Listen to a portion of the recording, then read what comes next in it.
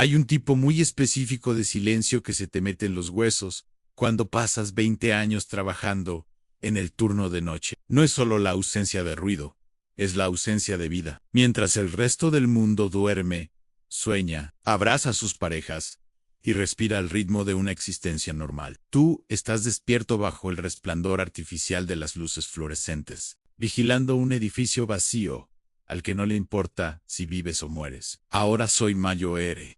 Y miro hacia atrás al hombre de 30 años que solía ser.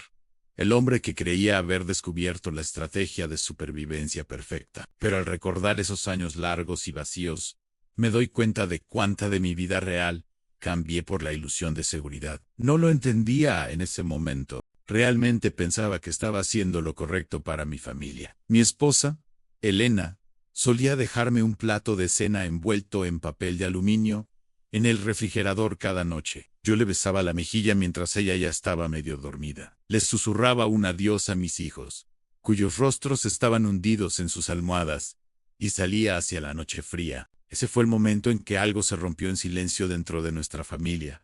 Día a día, noche a noche. La distancia entre nosotros no se medía en kilómetros sino en horas. Estaba viviendo la vida de un fantasma, para asegurar que ellos tuvieran una vida de verdad. Si pudiera volver atrás, le sostendría la mano un poco más de tiempo. Me preguntaría a mí mismo si el ingreso estable valía el lado vacío de la cama con el que ella despertaba cada mañana. Pero cuando estás atrapado en el ciclo de proveer, no te haces esas preguntas. Simplemente te pones el uniforme, marcas tarjeta y te tragas el cansancio, porque la supervivencia de tu familia depende de tu resistencia. Mi supervivencia, sin embargo, dependía de otra cosa, de mi dignidad y de mi escritura. Acepté el trabajo como guardia de seguridad en un edificio de oficinas corporativas porque pagaba las cuentas, sí, pero sobre todo por lo que me ofrecía entre las 11 de la noche y las 7 de la mañana an tiempo. El trabajo real de vigilar un edificio vacío y cerrado tomaba quizás 2 horas de mi noche. Hacer las rondas, revisar las puertas de emergencia, asegurar que las tarjetas de acceso estuvieran registradas, contestar alguna llamada ocasional en la madrugada. Eso me dejaba 6 horas de tiempo pesado y agonizante que matar. La mayoría de mis compañeros, los que no duraban, intentaban pelear contra el reloj. Veían televisión, sin sentido. Jugaban en sus teléfonos, o miraban fijamente las paredes, hasta que el aislamiento los llevaba a renunciar. Yo elegí un camino diferente. Elegí un trabajo mal pagado, muy por debajo de mis capacidades, específicamente porque me daba un santuario tranquilo para construir mi sueño. Estaba escribiendo una novela. Cada noche, sentado en el enorme mostrador de caoba de la recepción, que se sentía más como una fortaleza, sacaba mi iPad y mi pequeño teclado Bluetooth y escribía. Construía mundos enteros, mientras la ciudad dormía. Era la única forma en que podía justificar el sacrificio que estaba haciendo en casa. Si tan solo pudiera terminar este libro, si tan solo pudiera venderlo, tal vez finalmente podría volver a casa con mi esposa antes de que saliera el sol. Tal vez podría ser un padre de verdad, un esposo de verdad, en lugar de un fantasma cansado que solo existía en las horas de luz durante los fines de semana. Creía que entendí el dolor en ese entonces, el dolor físico de la falta de sueño, la culpa de perderme las obras de teatro escolares de mi hijo, la silenciosa resignación en los ojos de Elena cuando pasaba otro aniversario mientras yo trabajaba en el turno de madrugada. Pensé que esa era la parte más difícil. Me equivocaba. El verdadero dolor llega cuando alguien intenta quitarte lo único que te mantiene cuerdo, no por necesidad, sino por pura y mezquina maldad. Había un gerente en la empresa, no usaré su nombre real, digamos que era el hombre que me recordó que las escaleras corporativas a menudo se suben pisando el cuello de hombres tranquilos. Era un gerente del turno de día, impulsado por el ego, profundamente inseguro y albergaba un rencor profundo e inexplicable hacia mí. Tal vez era porque no me encogía de miedo cuando hablaba. Tal vez era porque, a pesar de mi uniforme y mi posición humilde, me comportaba con un autorrespeto tranquilo y silencioso que a él le faltaba en sus trajes caros. Él sabía que yo escribía, sabía que estaba usando esas horas ociosas y vacías para construir algo para mí mismo. Y como no podía despedirme por bajo rendimiento, yo era meticuloso, mis rondas eran perfectas, mis registros impecables. Empezó a vigilarme. Empezó a buscar una razón, un tecnicismo, un solo paso en falso que pudiera usar para destruir el frágil ecosistema que yo había construido para mi familia. Esa decisión de tomarme como blanco me persiguió durante años, no por el trabajo en sí, sino porque me obligó a confrontar una terrible verdad sobre la naturaleza humana. Me obligó a darme cuenta de que algunas personas quemarán felizmente toda tu vida solo para calentarse las manos en el fuego. Estaba tendiendo una trampa, sentando las bases para quitarme mi cheque de pago, la comida de mis hijos y mi dignidad, todo para calmar su propio orgullo frágil. No vi venir el golpe hasta que ya estaba sentado en el aire estéril y sofocante del Departamento de Recursos Humanos, con la puerta cerrándose con un clic a mis espaldas. Las luces fluorescentes de la oficina de Recursos Humanos zumbaban con un murmullo bajo y mecánico. Al otro lado de la mesa de madera de imitación estaba sentado mi gerente, con una sonrisa tensa y triunfante en los labios, y una mujer de Recursos Humanos que no me miraba a los ojos. Su presencia era pesada, un símbolo del poder institucional destinado a intimidarme para que confesara, o mejor aún, para que tuviera un arrebato emocional. Esa era la trampa. Lo vi de inmediato. Si levantaba la voz, si mostraba enojo, él tendría su cargo por insubordinación, tendría mi trabajo y con él la seguridad de mi familia. Pensé en Elena, pensé en los neumáticos desgastados de nuestro coche que necesitábamos cambiar antes del invierno y en la colegiatura de mi hijo que vencí en 3 semanas. El peso de esas responsabilidades me oprimía el pecho. Esto no era solo una reunión, era una amenaza para la supervivencia de mi familia. Andrés, comenzó el gerente, inclinándose hacia adelante, juntando las puntas de los dedos. Tenemos un problema grave. Tenemos pruebas de que le has estado robando la empresa. Robar. La palabra quedó flotando en el aire estéril.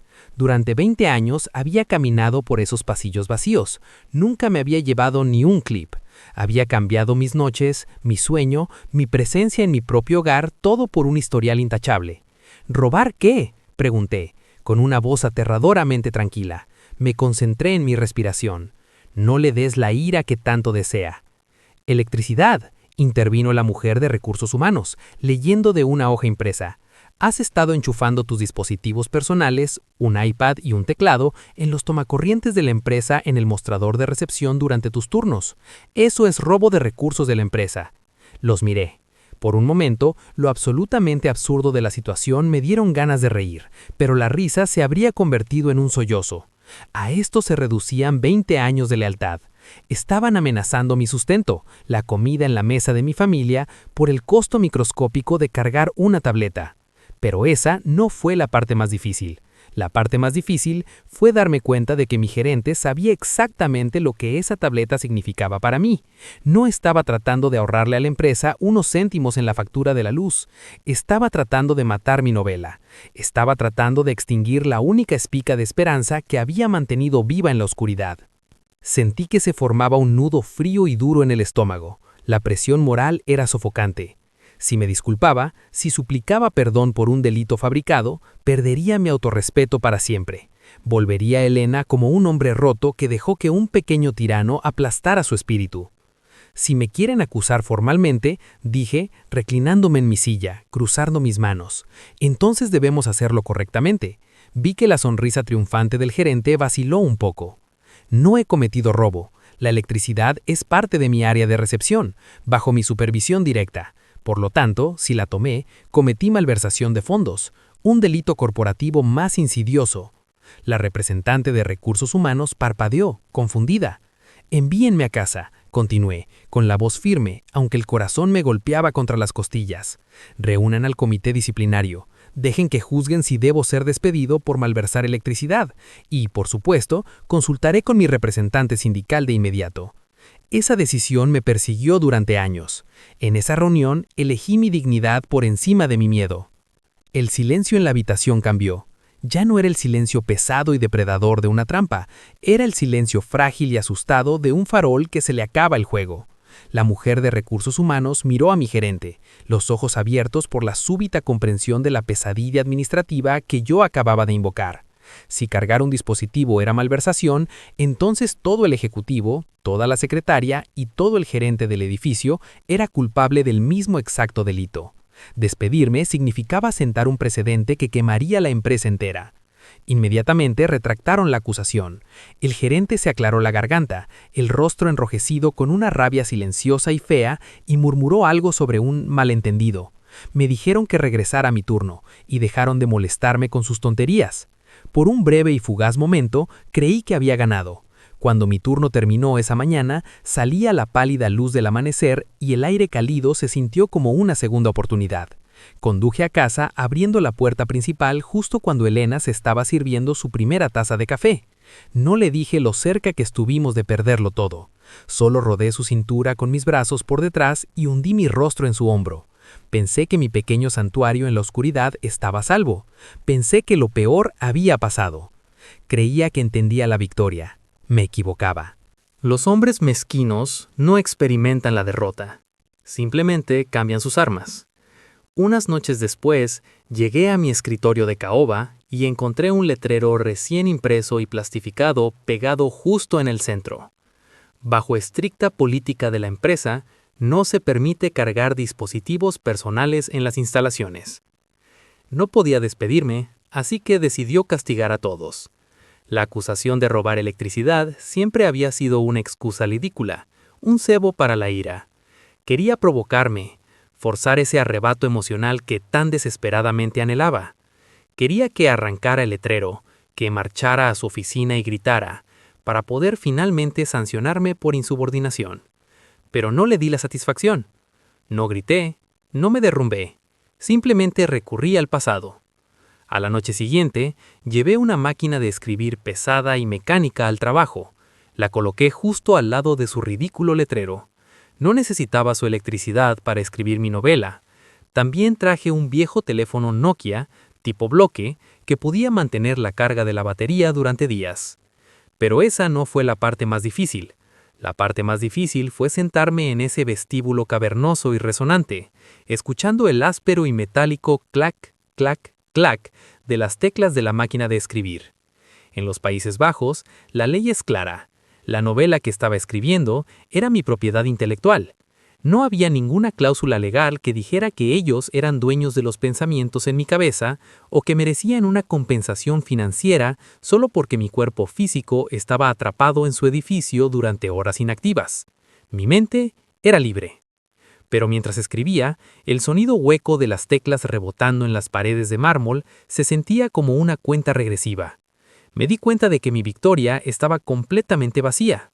Mis compañeros más jóvenes, los estudiantes universitarios que estudiaban para sus exámenes, los que solo intentaban pasar las largas horas, ellos eran los que estaban sufriendo. Sus teléfonos inteligentes se apagaban, se enojaron con la gerencia, sus quejas se extendieron de nuestro edificio a otros, creando una ola de resentimiento que eventualmente obligó a la alta gerencia a quitar los letreros. Me permitieron volver a enchufar mi iPad, pero el daño a mi alma ya había sido hecho. Sentado ahí, victorioso, con mi tableta cargándose en silencio, finalmente comprendí el terrible peso de mis decisiones. Había gastado toda mi energía luchando por el derecho a existir en una habitación oscura y vacía. Había sido más astuto que un gerente mezquino, pero yo seguía siendo el que estaba sentado en la oscuridad a las 3 de la madrugada. Él estaba durmiendo en una cama caliente. ¿Y Elena? Elena estaba durmiendo en una cama fría, sola. Había salvado mi trabajo, había salvado mi novela, pero estaba perdiendo en silencio lo único que realmente importaba: el tiempo. Los letreros fueron retirados un jueves. La victoria, al igual que la batalla misma, fue completamente silenciosa. Cuando llegué a mi turno, el papel plastificado ya no estaba, dejando solo un rastro pegajoso de cinta en la madera de caoba. Me senté, metí la mano en mi bolso y saqué el pequeño cable blanco del cargador. Lo enchufé a la pared, lo conecté a mi iPad y esperé escuchar ese pequeño y alegre tintineo. Resonó en el vasto y vacío mausoleo de mármol y cristal. Mis compañeros de trabajo en el piso de abajo me sonrieron cuando hice mis rondas, un reconocimiento silencio y cómplice de la batalla ganada. El gerente nunca me volvió a mirar a los ojos. Se retiró a sus cómodas horas diurnas, derrotado por un tecnicismo sindical, una pesada máquina de escribir mecánica y la frustración colectiva de un turno de noche al que no respetaba. Lo había vencido en su propio y mezquino juego. Debería haberme sentido triunfante.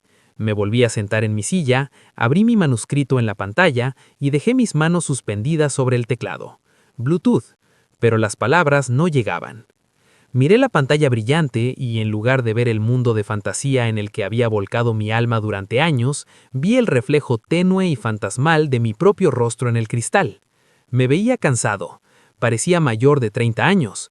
Las ojeras oscuras bajo mis ojos eran accesorios permanentes, talladas en mi piel por años de horarios de sueño antinaturales.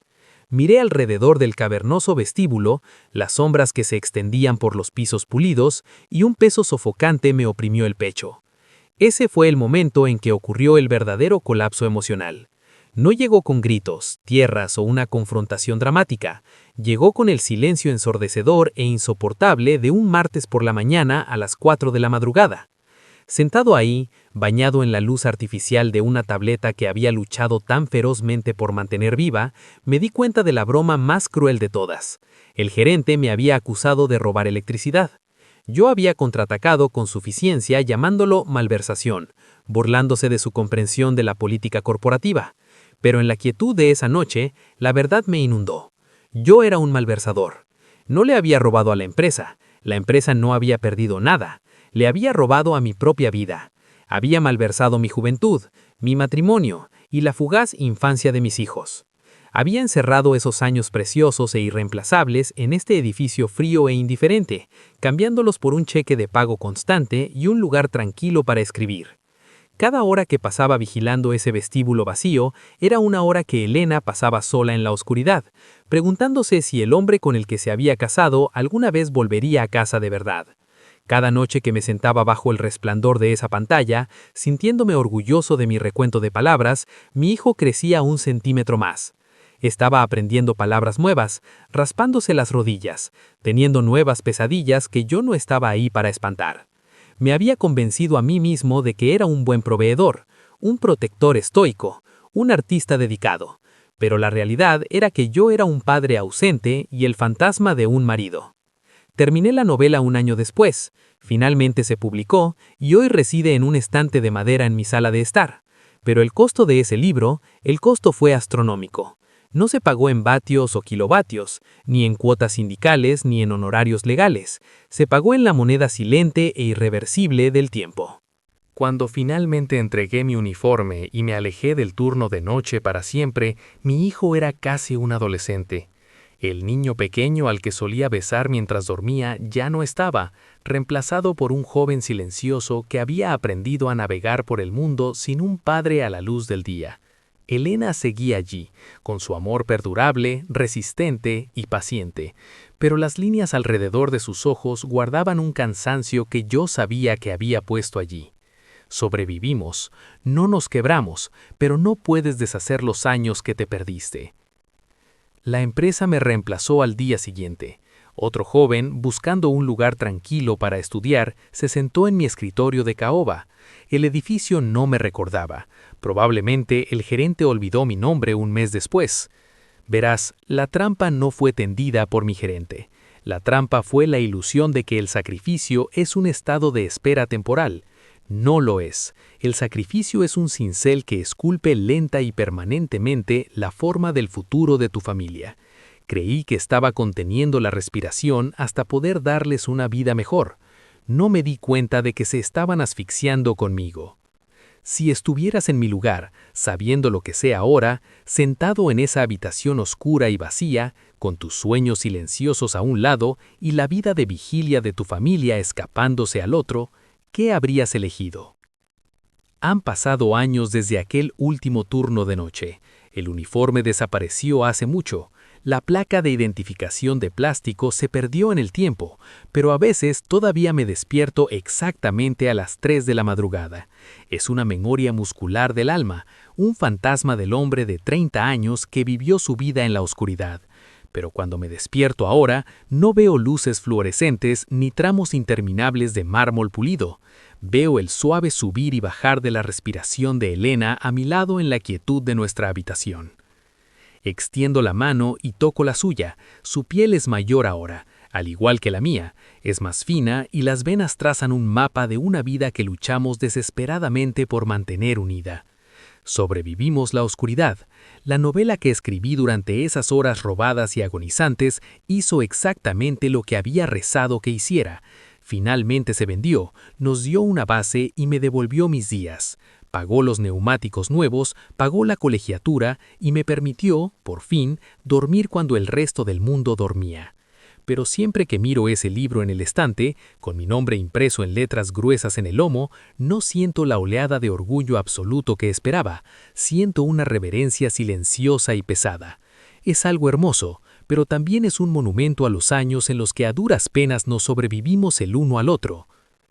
Mi hijo viene a visitarnos los fines de semana ahora. Es un hombre adulto con su propia vida y su propia familia.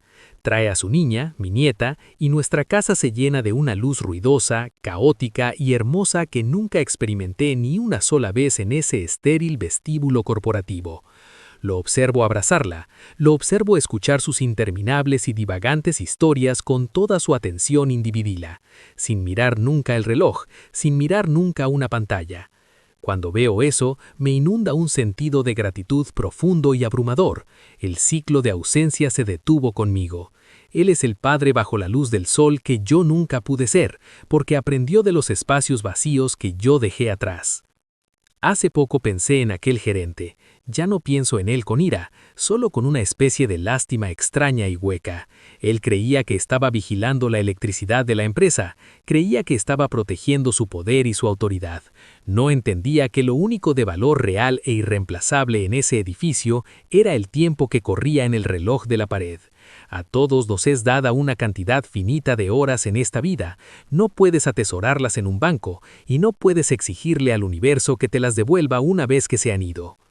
Cuando miro hacia atrás en mi vida, el hombre sentado en ese escritorio de caoba se siente como un extraño. Quiero atravesar los años y poner una mano sobre su hombro cansado y decirle que se vaya. Quiero decirle que el mundo no se acabará si el libro tarda 5 años más en escribirse. Quiero decirle que el lado vacío de la cama matrimonial es el precio demasiado alto a pagar por la ambición. Pero no puedo. Solo podemos vivir hacia adelante, cargando el peso de las decisiones que tomamos. Soy un malversador. Tomé tiempo que legítimamente le pertenecía a mi familia y lo convertí en tinta y papel. He pasado el resto de mi vida tratando de pagar esa deuda. Día a día, mañana a mañana. La deuda nunca se saldará por completo, pero cada mañana que me despierto y le preparo café a Elena, cada tarde que nos sentamos en el porche y vemos juntos la puesta del sol, hago un pago. Finalmente estoy presente, finalmente estoy aquí. Y a cualquiera que esté escuchando los arrepentimientos de un anciano, déjenme dejarles esto. No esperen a que un pequeño tirano amenace su sustento para darse cuenta de lo que realmente tienen que perder. Miren a las personas que están sentadas en la habitación con ustedes ahora mismo. Miren la vida que sucede al otro lado de su ventana. El reloj no se detiene y nadie está vigilando su tiempo más que ustedes. Si tuvieran la oportunidad de hacerlo todo de nuevo, ¿qué cambiarían? Y lo más importante, ¿qué van a cambiar mañana?